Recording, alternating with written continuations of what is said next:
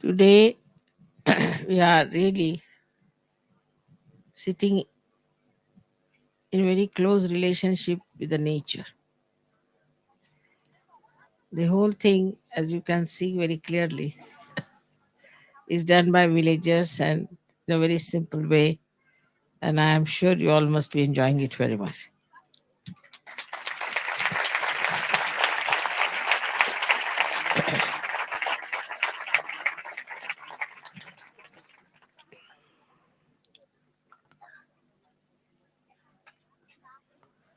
Today, being the first puja in Maharashtra, we'll have to do Ganesha Pujan.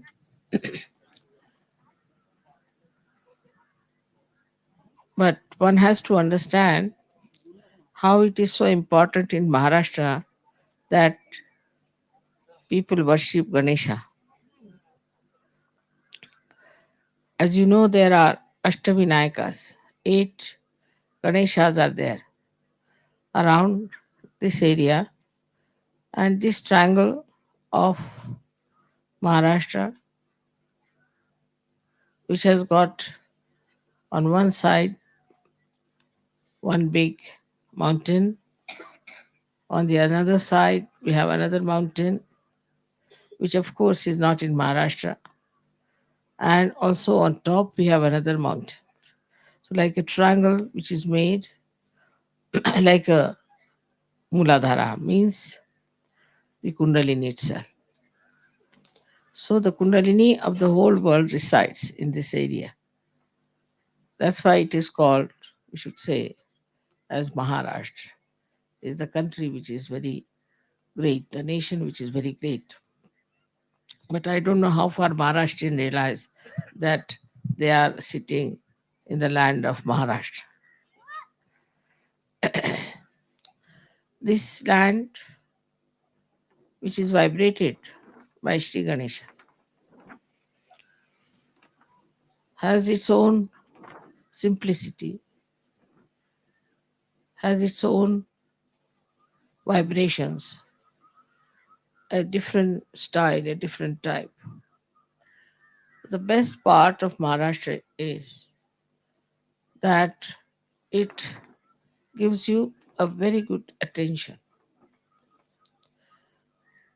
With Ganesha so much vibrating, the attention becomes very concentrated. And this concentration helps you in so many ways. And that is why it is said that Ganesha was created to spread or to emit auspiciousness and holiness. Actually, if there is holiness, there is auspiciousness. But Ganesha is actually the one who cleanses everything because it is innocence. And the innocence that cleanses you takes away all kinds of conditionings and egos that are distracting your attention. So the attention, which is so wobbly otherwise in other places, can settle down very well in Maharashtra because of Sri Ganesha's blessings that this country has, that people have very good attention. With that good attention, they can really do so many things. Like now, for example, we can say the software, good mathematics. They are very good at music because all these things require tremendous attention. Art, dancing, anything which requires tremendous attention, that has to come only through Ganesha. Because they say that Ganesha is a giver of wisdom. He's a giver of wisdom. Means just wisdom becomes a dharma, becomes a part and parcel of your being. You become just wise. Now somebody may ask mother how to become wise. It's very difficult to say how to become wise. It is just that it happens that you become wise. So though he's a child, he's so matured. He's so wise. And he is not only that, but he emits wisdom. And this wisdom is a innate quality of anyone who is a surgeon. Because in him also Sri Ganesha has been awakened. So he becomes a wise person, very wise. And with wisdom, what does he achieve? He achieves a balance, a proper ascent, and also he understands that this ascent is for his benevolence, for the benevolence of his country, benevolence of the whole world. He understands the importance of Sahaja. Without this wisdom, one cannot understand. And this wisdom is within us, just absolutely uh, innately built in. Only thing is, we have to use the storehouse of this wisdom that is within us. Of course, with Sahaja Yoga, it starts emitting and you start feeding and you start understanding what is wisdom is. You give up all your stupid childish things. You give up all your attachments. You give up many of your, say, things that you don't like, which doesn't behove you. You feel that you should give up, but you cannot. But with Sahaja Yoga, it just happens automatically. And you just see in your light what is needed, what is not needed. In that wisdom, you throw away whatever is wrong. So, what a great work this Ganesha has to do within ourselves. This manifestation of Ganesha within us is very important, I think. Not that it is only the basis, but also the foundation stone of spiritual life is Sri Ganesha. That's why I've been very anxious that we should find out proper schools for our children. They should have proper education and they should be looked after because their Ganesh Tattva is already there. Only thing we have to nourish it, we have to look after it and make it grow. Once that happens, then children are safe. Then nothing can harm them. Nothing they will absorb which is wrong. They will never be again in the wrong path. But from very childhood, if you never had this kind of training or this kind of understanding about Kundalini or about the wisdom part of it, you can never later on easily assimilate it. For that, you really require a great effort and understanding that you have to have this. It's so beautiful. You must get this attention and you must get this innocence within it. With Surge Yoga, as you see, it's working out very fast, and people are getting really very wise, and I can see the wisdom writ large on their faces. In this wisdom, what do we find here? See, on any line that we move, we can find that most of our problems are coming from human beings because ecological problem or any problem you think of comes from human beings or other problems that you have in your own country, as you have seen that there are such problems that they're sort of endless and they you cannot change them. You feel very nice sitting underneath this because you are fed up with the cement that you have and the problems it causes to you and the way it is now becoming very artificial. But in these circumstances, one has to understand that the wisdom plays such a part in life that whatever may happen outside, whatever may be the trend, whatever may be the fashion, whatever maybe the people are all changing into, you do not change. You change within. Once you have changed within, then you have full idea as to what is expected uh, of others, what they should do, what you are doing, and how to deal with them, and how to talk to them, how to tell them, how far to go with them. Everything, all this comes through wisdom. In Sahaja Yoga, as you know, you are very capable people. You have achieved a lot. You know everything. Know all about chakras. You know practically everything. I don't have to tell you anything. Despite all that, one should have also the wisdom how to deal with others, how to talk to others, how to behave towards others, how not to control anyone, not to say something that will be rather harsh or hurting. Because if you are trying to spread Saj Yoga, this is the only way we can go forward is to look after everyone with great compassion. Now, we might think that wisdom is there with us, and we know how to do so many things with our wisdom, and now we are absolutely wise. I agree with Saj Yogis. Now they have become really very, very wise, and they know how to use their wisdom.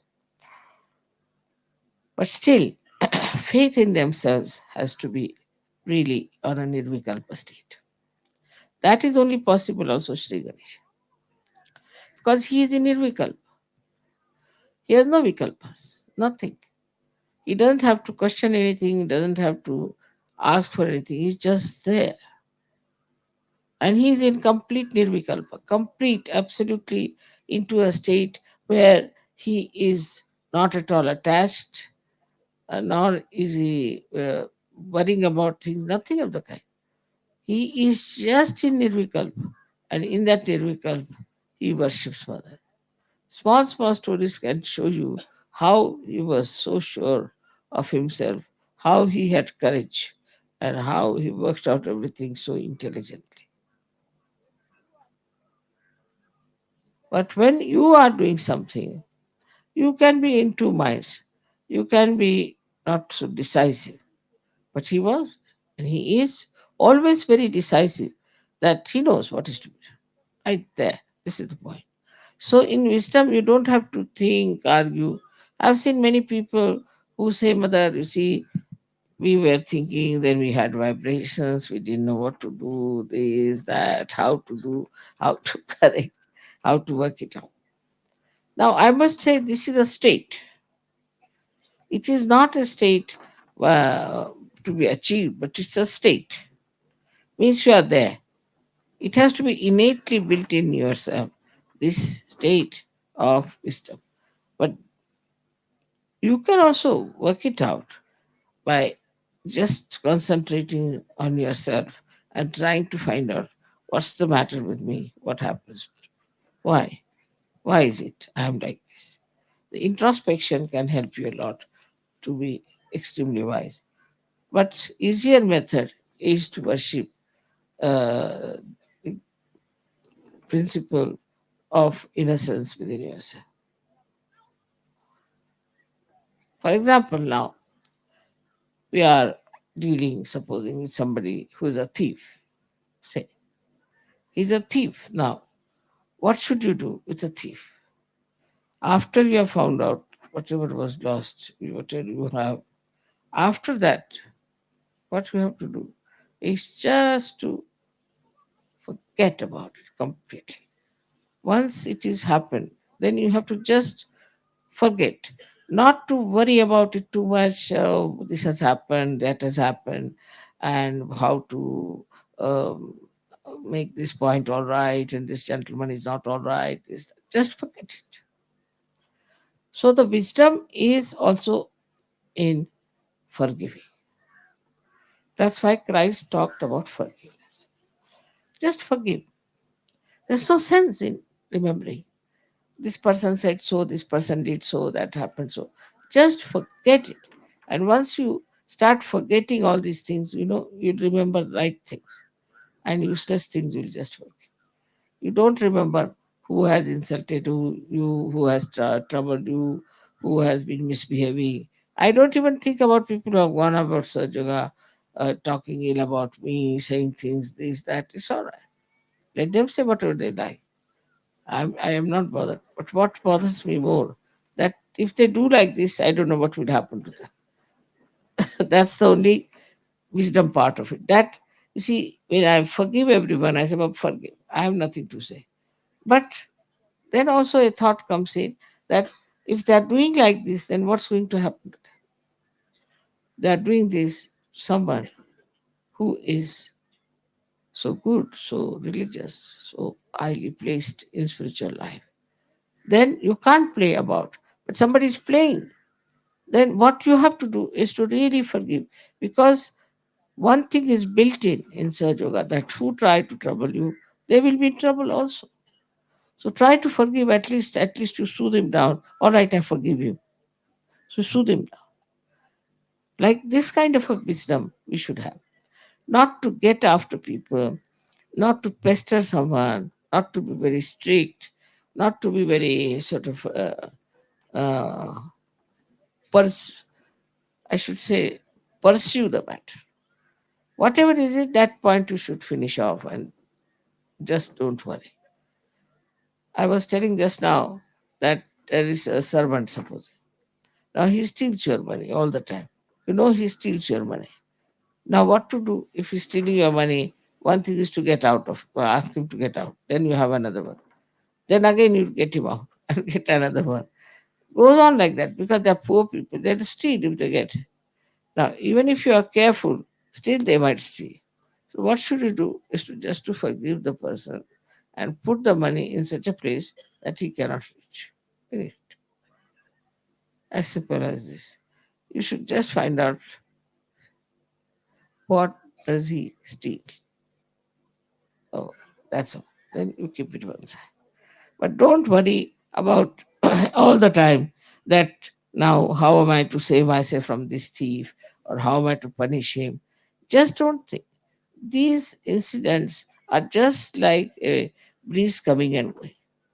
These relationships are just like that. There's no depth in it. They are not going to bring any kind of unhappiness or happiness, whatever it is, if you go on lingering about them. So the first thing is live in the present. The wisdom is in living in the present. Present, we are here. So forget the past. Now, if I say forget the past, one may say how to do it, how to forget the past. Again, I would say meditation is the only way. You give up your left and you give up your right, and you are just standing in the center, enjoying the wisdom, enjoying the joy of your being. So, the best part of our lives we spend in bothering, in getting upset, getting worried, getting so yeah, after someone. Where is the time? Just think like that. Now, supposing somebody says something to me, and then others will say, Mother, you must do something, you must punish that person. Where is the time? We have to awaken the Kundalini of thousands and thousands and thousands. And here we are just worried about something nonsensical.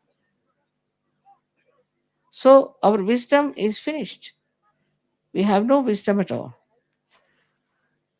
Even at the highest level, you can see people don't have wisdom. Highest level of realization, I've seen people who do not have wisdom, in the sense that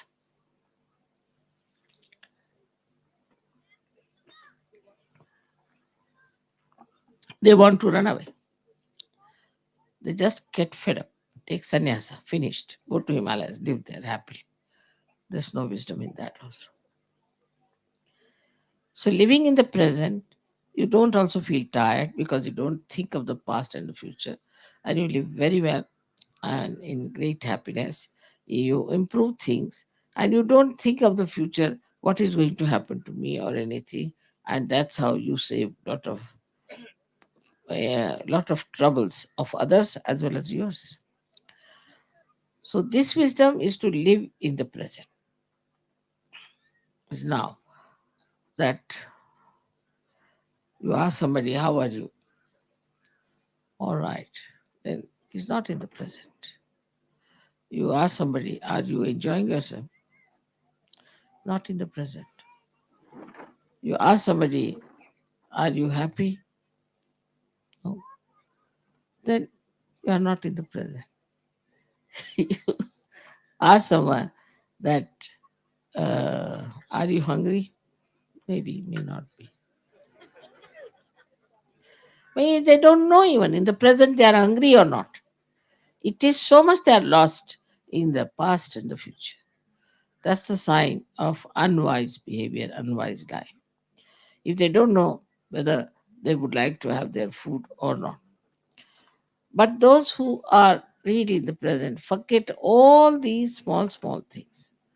They are just in the present, and in the present, whatever they have to do, they will do it. This is a very good practice. One has to practice wisdom through living in the present. Just think, what have I to do just now? What am I to do? Like you are getting out of the house. Many people will go halfway, oh my God, I have left my passport. They'll go back. Then again, sometime they'll come out, my God, I have left my spectacles. Again, go back. Then again, they will come back and say, I've lost this. I should have this. This kind of people are very, very common. So at that time, when you are leaving the house, at that time, if you are in the present, then you just think, what have I to take? This day, 1, 2, 3, 4, 5 years. This is what I have to take, and this there. That's how you can really establish yourself. In wisdom itself means the wisdom acts by itself. It's a power. Wisdom is a very big power. If you are a wise person, it's a power. It can combat any kind of ignorance, any kind of attacks, any kind of stupidity. It's such a tremendous power that God has given us that we are wise. And this wisdom we should try to really to develop it and mature it properly within ourselves. So today's Sri Ganesha's pujan is there. While we should ask for wisdom, and for that we have to be in the present. Every way we should be in the present. If you can try, you can be, because your Kundalini has been awakened and you can be all the time in the present. But today you should first try and get the Kundalini established in the present. May God bless you.